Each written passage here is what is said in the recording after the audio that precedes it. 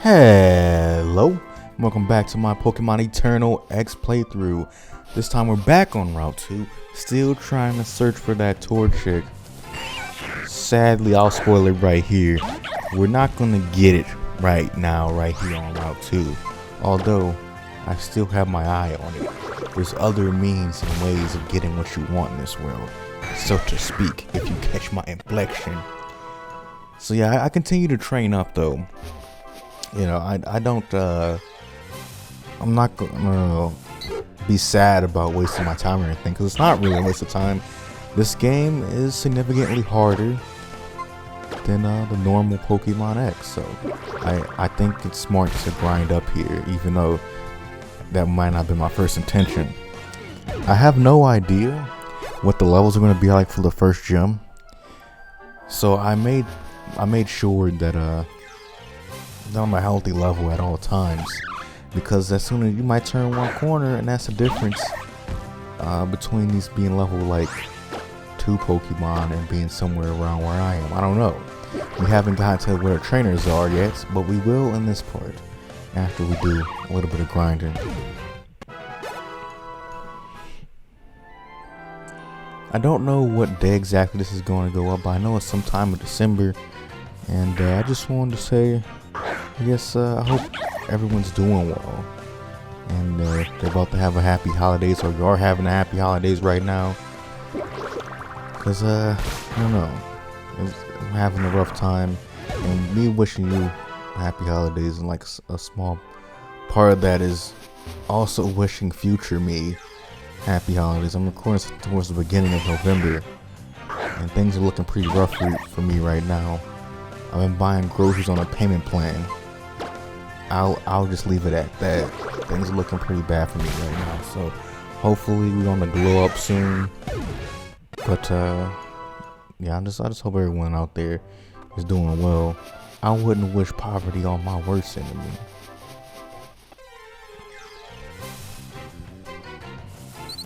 Oh, Fletchling. I know a lot of people are into this.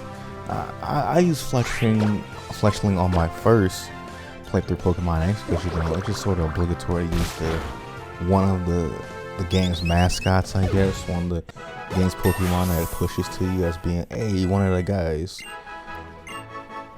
But besides that, I wasn't like impressed, or I wasn't disappointed. It was just like a perfectly fine early game flying type, sort of like exactly what you want. Nice speed, high attack.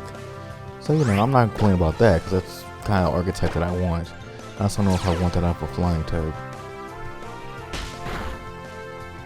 And as you may have been noticing, well, actually, I think this might be the first time I haven't been using a water type attack, because it's the first water type Pokemon we've been up against. So yeah, Protean activated, which means that Shadow Wave's type is going to change the type of the attacking move. Now, I always forget, because it's been a long time since I've been into Gen 6 competitive. In fact, it's been about 7 years or so. And I will use Greninja all the time like everyone else. But I forget, does Protean get rid of both? Like, your main type and your subtype? It doesn't really matter right now, because I think Froakie and Frogadier are only water types. But doesn't Greninja is like, it's water dark, right? I don't know. It's been quite a long time since I fucked around with this game. But I think it does just make it a monotype. So that could be good, that could be bad. But overall, I think it works for me, because I'm just here for the stab. I'm here for the one-hit knockouts. I'm not here to worry about the defensive ramifications of changing types, because I can always switch and then the types reset, I believe.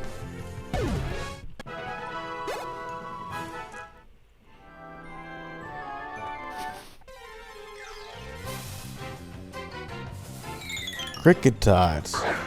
Cricket Thought, more like it. Yeah, we was meeting everyone out here besides Torchic.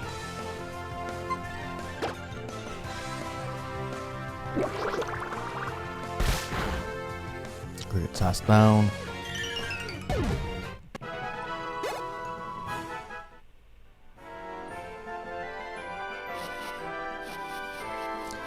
One thing I really do appreciate about this game is the music and the overall like vibe of the entire game. The aesthetic of the game I really enjoyed, and I think people don't really give a lot of credit to this. Like when it initially came out, they were talking a lot about content, which obviously that's what you want out of reviews and people's opinions and all that. But I just think the vibes of this game really are unmatched. I can't really think of it. It's like Gen 2 and the Gen 2 remakes in this game, I think have like the best Pokemon-like vibes of the whole series. And I really enjoy it for that. Like that's what made me want to like come back and play, even though, yeah, it's lacking in some like in terms of like story, in terms of areas. It's very linear. There's not that many Pokemon in the base X and Y game that you really encounter that like are new to X and Y. There's a lot of things to complain about. It's not that things in this game are particularly bad. It's usually that it's lacking things that should be there, which is a valid complaint. But it's not the worst thing in the world. In terms of especially Pokemon game where they don't always have that much time to get their game out, because you know, Game Freak is at the beck and call of Pokemon Company. So the command, I should say, of Pokemon Company. So I can really cut slack for that. But I just enjoy so much about this game. The music, the graphics, and it's not just because they're 3D, because you know Sun and Moon was 3D and I didn't enjoy the vibes of that game at all. I really hated the aesthetic, and that's why I never beat it, honestly. Maybe one day I'll finally get around to playing Sun and Moon, and I can record it all here for you.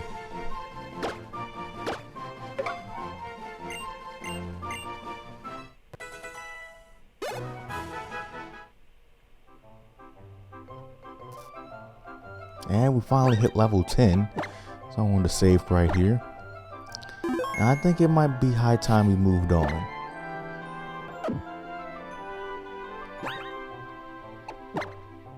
Let's look at this Pokédex. See, unlike a lot of these hard mode ROM hacks, you get the national dex pretty early on. I don't think we get the national dex at all. It's still the normal dex, but we can obviously catch and meet Pokemon that are outside the normal Kalos dex and all the Kalos regional dex.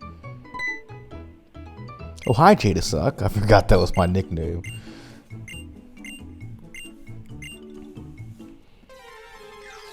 Jadaguck. I suck you, you bitch ass homo. You gay ass homo, sorry. Fucked up my own thing. But yeah, Serena here is going to teach us how to catch Pokemon, which we already caught Pokemon at this point, so.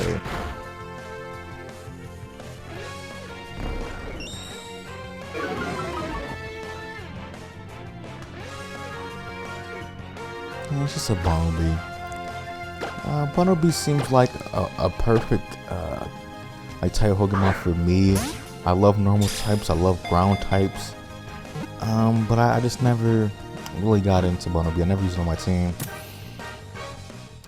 And I don't plan on using it in this playthrough. I don't know.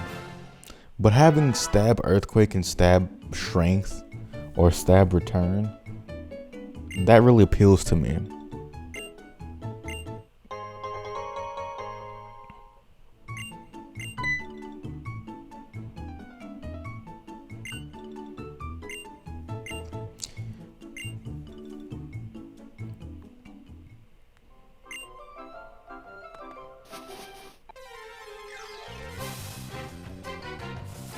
Yeah, you find Poochyena. There's so many Pokemon on this route. Damn, I feel like there's been like 8 different Pokemon. Weedle, Surskit, Poochyena, Fletchling, Pidgey, Torchic. That's like 6.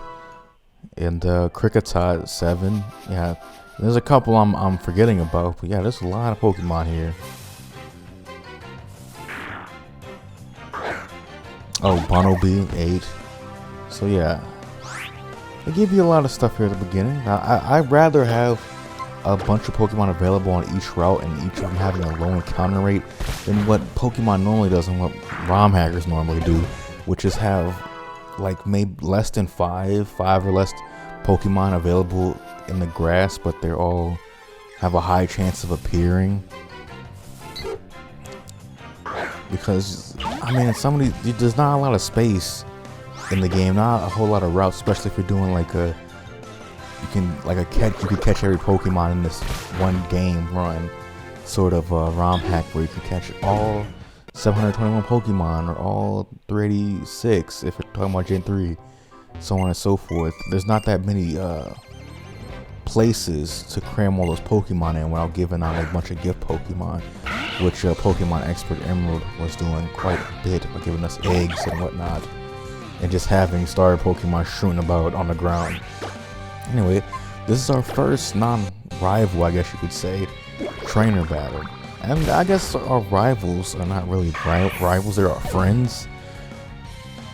So yeah, this is the first stranger, I guess, that we're battling. A little pup, a little cutie.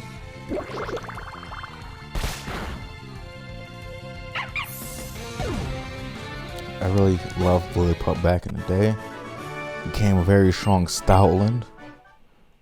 A design and Pokemon that I really appreciate. But here we're going into the Centaloon Forest. I'm going to grass a couple more times maybe. I still want that goddamn Torchic so bad.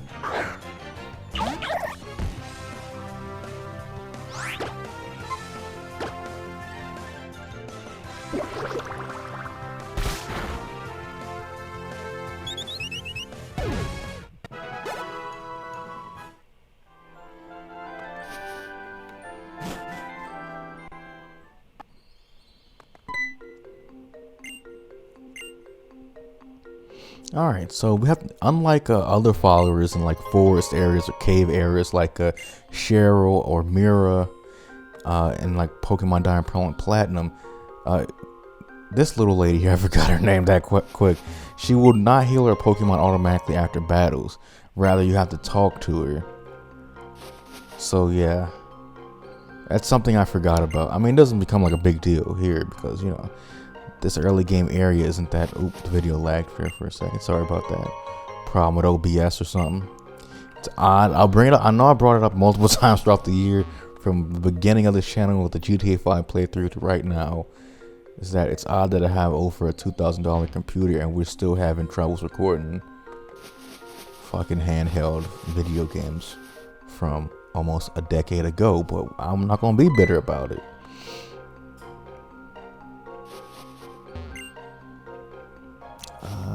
There are a few trainer battles in here. Can we battle you? Oh no, you cannot. He's Tierno's taking up his time. And this little lady found Paralyzed Heal Forest just in the grace. And I want to see what the Pokemon are like in here. Imagine a lot of Weedles, Beetles, Panpour. I'm not expecting that, even though I think it was in the original game around here. So I do like the idea of Panpour is basically a starter Pokemon. You know, the Panpours, your Pansear, and Pansage. Something like that. Pansage might be the evolution of the grass one, but either way, they're basically a second set of starters from Unova, and they're giving us to them here. And so in this game, there's basically 3 sets of starters in a way: the Kalos, the Kanto, and the monkeys. 3 monkeys. I would not be opting to for the monkeys. I don't find them.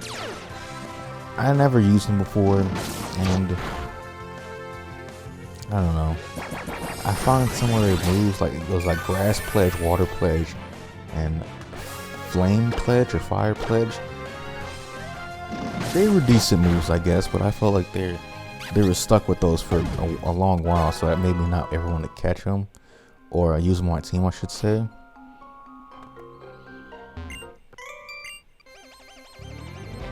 Alright, Youngster Joey. Pull his pants down. Wait, what did I say that? I'm sorry. That's the first thing I knew. I just knew Youngster Joey pants. I don't know why I said pull his pants down. I said like the first thing that came up in my head was Youngster Joey in pants. So I'm like, let's pants him. But no. Did he say something about shorts? I'm over here being a weird pedo guy. I didn't mean it. I didn't mean it like that. I don't know what's wrong with me. But yeah. There's always a Youngster Joey in the game these days. Sometimes they do acknowledge the elder Youngster Joey, you know, the past versions of Youngster Joey. Is his flesh showing in the top 1%? The world may never know.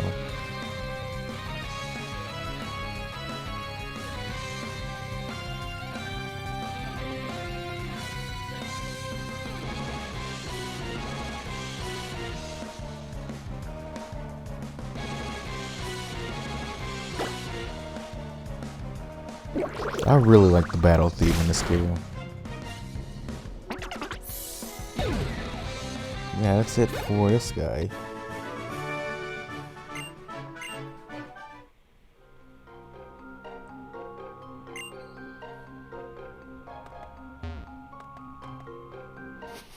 Maybe I'm confused with names, but maybe was Youngster Joey from Kanto. He was the guy talking about shorts. Youngster Joey from Johto was the guy with the Rattata. There was a Youngster Joey in the Diamond Pearl and Platinum, and one in Unova as well. There wasn't one to my knowledge in Home. No, yes there was. It was on Route 116. Yes, there was. It was on Route 116. And he just talked about, yeah, I'm cool and I'm gonna beat you and I'm tired or something like that. About my weary journey. Yeah, so there's been a Youngster Joey, a youngster named Joey in every game it seems, but they very rarely seem like they're referencing the same guy. I guess it's just an easy thing to name a youngster, I guess. I think you can catch a Heracross in here. It's probably pretty rare. But I'm just not Heracross. I'm not a big fan of it outside of the Heart Gold Soul Silver games. Although, I mean, it doesn't become a bad Pokemon or anything like that. But and with its Mega Stone, it definitely could fuck a lot of shit up. So yeah.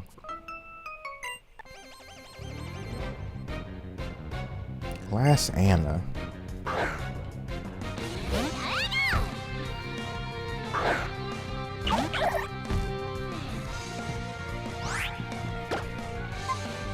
Alright.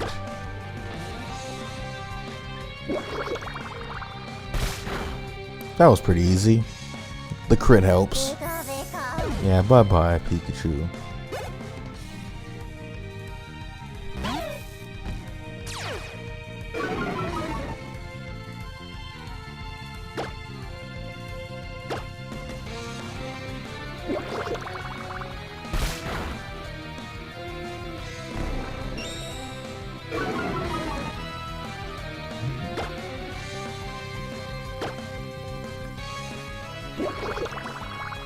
Shanks, an old favorite of many.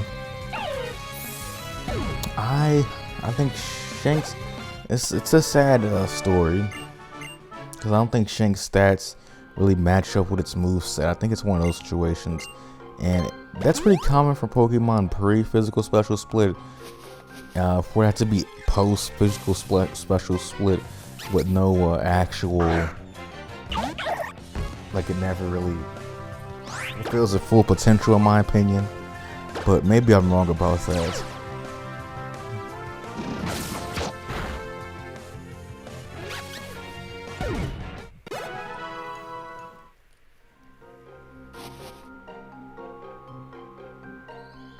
Alright, so we got one trainer left, and this probably be the last battle of the part. Last Lice? I have no idea. Probably some French name bullshit.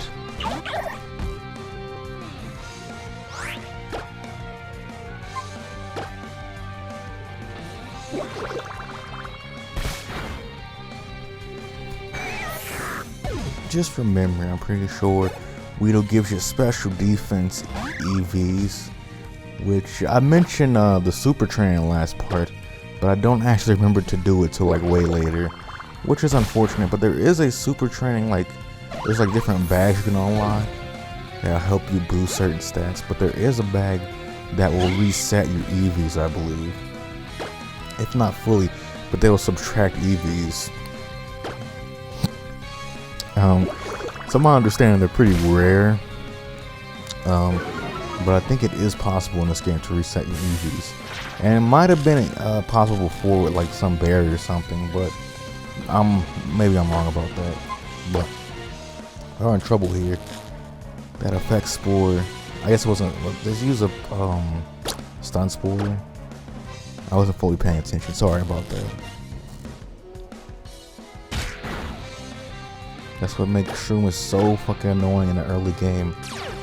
Protein, give me that stack quick attack that's 60 damage. That's a very smart move, Shroomish. Gotta hand it to you on that one.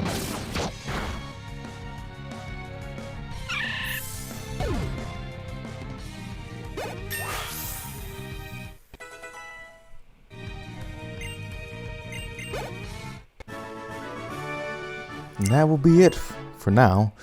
See you in a couple days for part 3 of my Pokemon Eternal X playthrough. Thanks so much, and see you later.